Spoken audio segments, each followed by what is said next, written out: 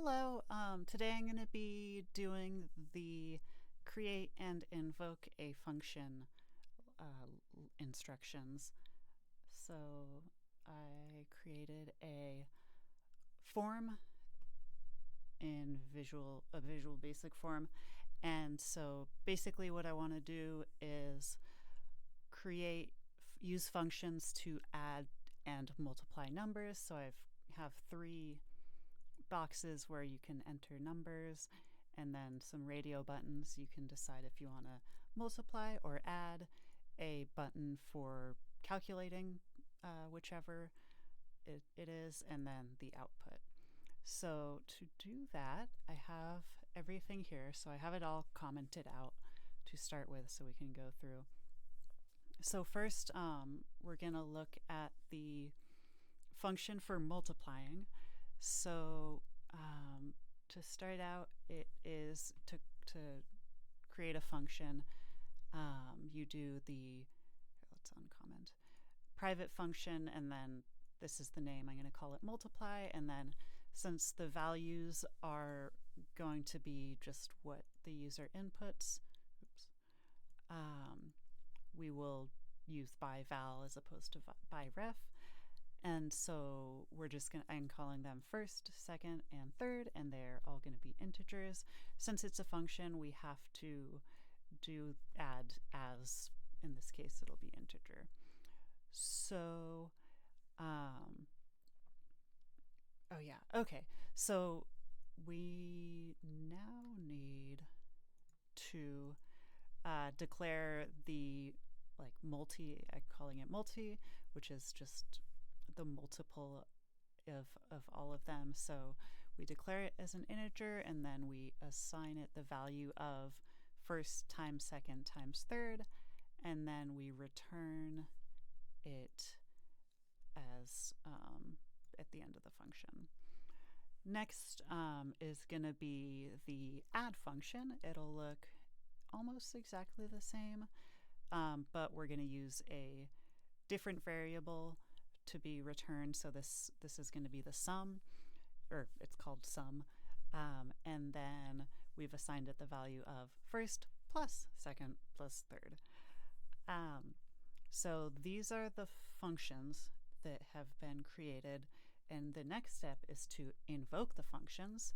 So I'm going to invoke it using a clicking of the we're calling this calculate button. So and then first thing we want to do is declare the variables. So it's going to be pulling information from the first, second, and third text boxes, and then it's going to be outputting to the results text box. So we need to have all of those declared as variables. And there they are. Next, I put in the code to translate from the text box into an integer as a variable. So, for example, for the first text box, I typed integer.tryparse and then in parentheses first text box dot text and then comma first. So basically it's taking the text property of first text box and then making it into the integer, and it's going to be making it into an integer stored in the variable called first. And then I did that for second and third. Next is, since I decided to include radio buttons, so I put in a if else statement. So let's uncomment that. So first it checks if the multi-radio button is checked. This is the one that multiplies them. And so if it is, then we invoke the multiply function. So, and then we feed it in the first second and third variables as they are named here. And then, so basically, it's going to do the multiply function on these and then assign that value to the result variable. And then the else will just be, since the only other option is add, so we're going to, if the multiply button is not selected, then we'll have the result be the invocation of the add function, and we're going to input the same variables for second and third from those text boxes and have the output of the add function be the result. That will end our if statement. And then finally, I will have the result translated into a string with 0 decimals and output to the text property of the results text box. And that will end that click button procedure. So let's see what happens.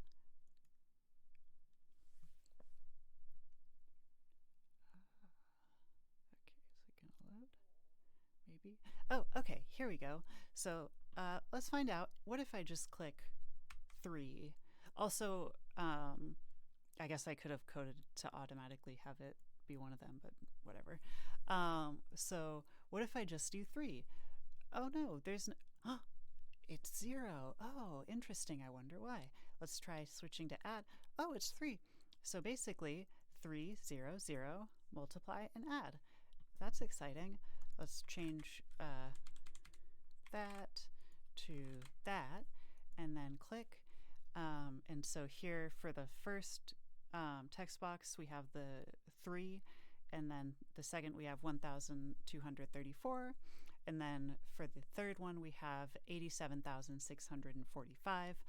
And so when I hit the add radio button and then click the calc button, we end up with the correct result of 88,882. And then if we switch to the multiply radio button, we end up with also, just doing a quick check that, let's see. Yeah, that looks correct. So we get 324,461,790, and that is the correct answer. Perfect. All right, hope that is illuminating, and thanks for watching. And don't forget to include the end class as well, otherwise